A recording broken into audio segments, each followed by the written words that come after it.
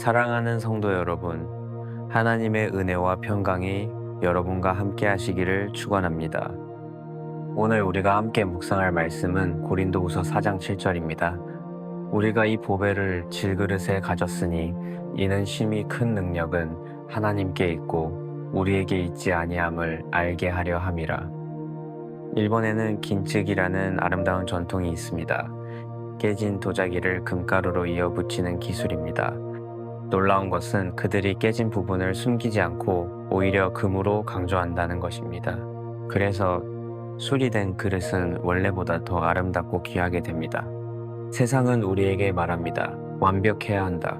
깨지지 말아야 한다. 상처를 숨겨라. 약함을 드러내지 말라. 하지만 하나님의 나라는 전혀 다른 원리로 작동합니다. 하나님은 깨어진 그릇을 사용하십니다. 아니, 더 정확히 말하자면 깨어진 그릇이기에 하나님의 빛이 더욱 찬란히 빛날 수 있습니다. 오늘 우리는 놀라운 진리를 발견하게 될 것입니다. 우리의 깨어짐이 약점이 아니라 오히려 하나님의 빛이 세상에 비춰지는 통로가 될 수 있다는 것을 말입니다. 첫째, 우리는 모두 깨어진 질그릇입니다. 고린도후서 4장 7절은 우리를 질그릇이라고 표현합니다. 질그릇은 흙으로 만들어진 값싼 그릇입니다. 쉽게 깨지고 금이 갑니다. 완벽하지 않고 결함이 있습니다. 연약하고 보잘것없습니다. 바울이 이 표현을 사용한 것은 우연이 아닙니다. 그는 자신의 연약함을 너무나 잘 알고 있었습니다. 고린도후서 12장 7절에서 바울은 고백합니다. 여러 계시를 받은 것이 지극히 크므로 너무 자만하지 않게 하시려고 내 육체의 가시 곧 사탄의 사자를 주셨으니 이것이 나를 쳐서 너무 자만하지 않게 하려 하심이라. 이것이 내게서 떠나게 하기 위하여 내가 3번 주께 간구하였으나 나에게 이르시되 내 은혜가 내게 족하도다. 이는 내 능력이 약한 데서 온전하여짐이라. 바울은 몸에 가시를 가지고 있었습니다. 3번이나 간절히 기도했지만 제거되지 않았습니다. 박해와 고난으로 상처투성이었습니다. 연약함을 인정했습니다. 우리도 마찬가지입니다. 우리 모두는 깨어진 부분을 가지고 있습니다. 치유되지 않은 과거의 상처, 반복되는 실패와 좌절, 끊을 수 없는 나쁜 습관, 회복되지 않는 관계, 변하지 않는 성격의 약점, 극복되지 않는 두려움이 있습니다. 성경의 위대한 인물들도 모두 깨어진 그릇이었습니다. 모세는 말을 더듬고 살인자였으며 분노 조절에 실패했습니다. 다윗은 간음과 살인을 저질렀으며 자녀 양육에 실패했습니다. 베드로는 예수님을 3번 부인했으며 충동적이고 경솔했습니다. 바울은 교회를 핍박했으며 육체의 가시를 평생 가지고 살았습니다. 하지만 이것이 끝이 아닙니다. 이것이 오히려 시작입니다. 둘째, 깨어진 그릇 속에 보배가 있습니다. 고린도후서 4장 7절은 계속해서 말합니다. 우리가 이 보배를 질그릇에 가졌으니. 보배란 무엇입니까? 그것은 하나님의 영광의 빛입니다. 예수 그리스도를 아는 지식입니다. 복음의 능력입니다. 성령님의 내주하심입니다. 하나님의 임재입니다. 생각해 보십시오.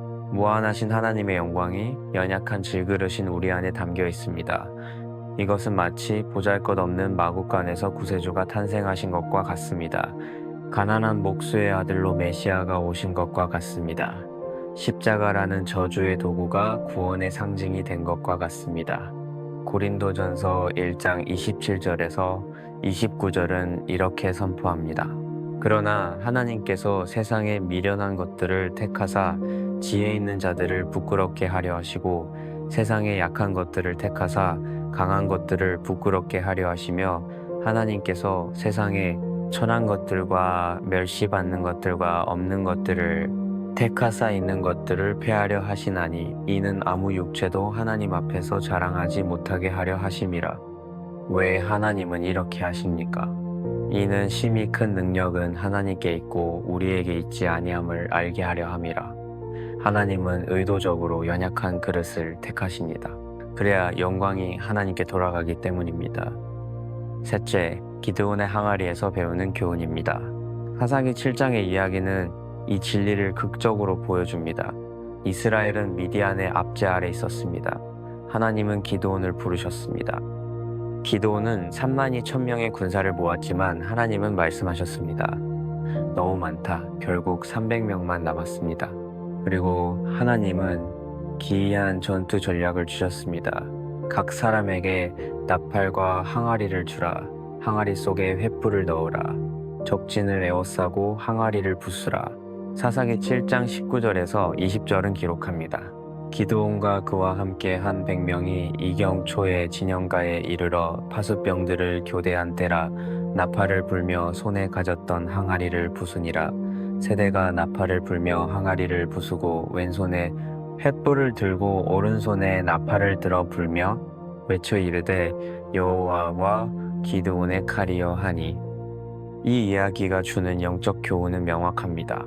항아리는 우리 자신을 상징합니다. 연약하고 보잘것없는 질그릇입니다.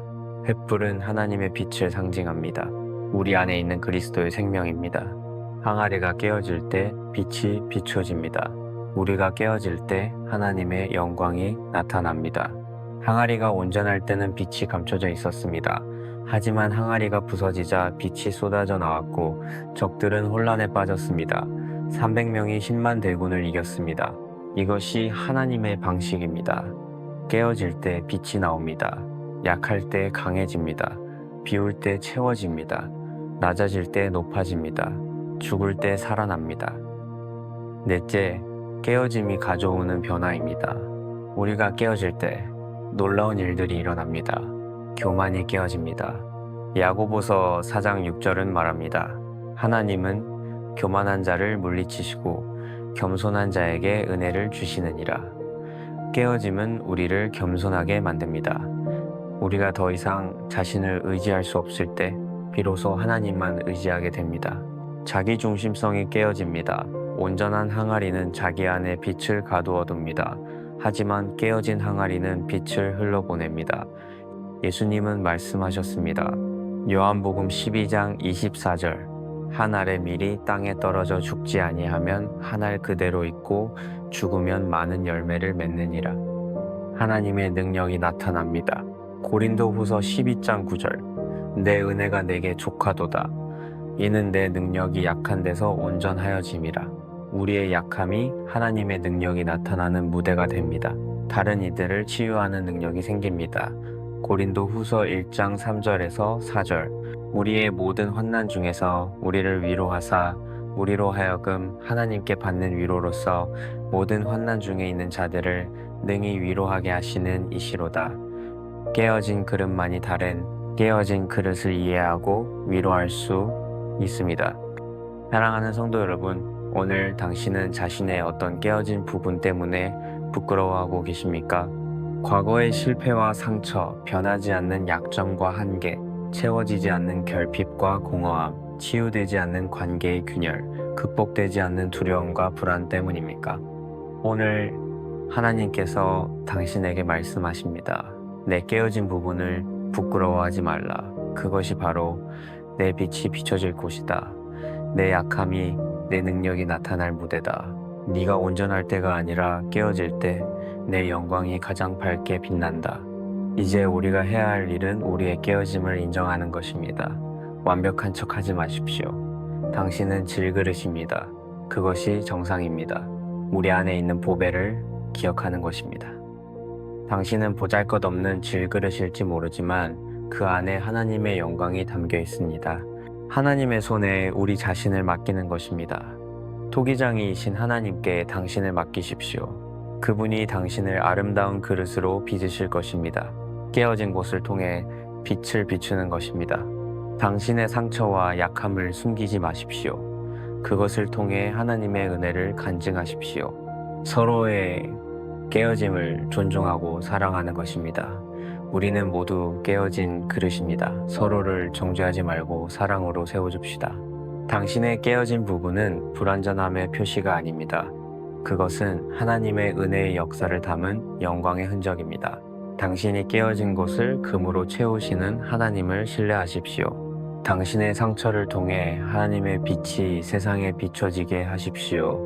당신의 약함이 하나님의 능력을 드러내는 통로가 되게 하십시오. 깨어진 그릇에서 빛이 새어나올 때 세상은 그 빛을 보고 하나님께 영광을 돌릴 것입니다. 당신은 깨어진 그릇입니다. 하지만 그 안에 보배를 담고 있습니다. 그리고 당신이 깨어진 그 자리에서 하나님의 영광이 가장 찬란히 빛날 것입니다. 함께 기도하겠습니다. 사랑의 하나님 아버지, 우리를 질그릇으로 지으시고 그 안에 보배를 담아주셔서 감사합니다. 우리의 깨어짐을 부끄러워하지 않게 하시고 오히려 그것이 주의 빛이 비춰질 통로임을 깨닫게 하옵소서. 우리의 약함을 통해 주의 능력이 나타나고 우리의 상처를 통해 주의 치유가 흘러가며 우리의 실패를 통해 주의 은혜가 드러나게 하옵소서. 토기장이이신 주님의 손에 우리 자신을 온전히 맡겨드리니 주께서 원하시는 그릇으로 빚어 주옵소서. 우리의 깨어진 곳을 통해 주의 빛이 세상에 비춰지고 많은 사람들이 그 빛을 보고 주께 영광을 돌리게 하옵소서. 예수님의 이름으로 기도드립니다. 아멘.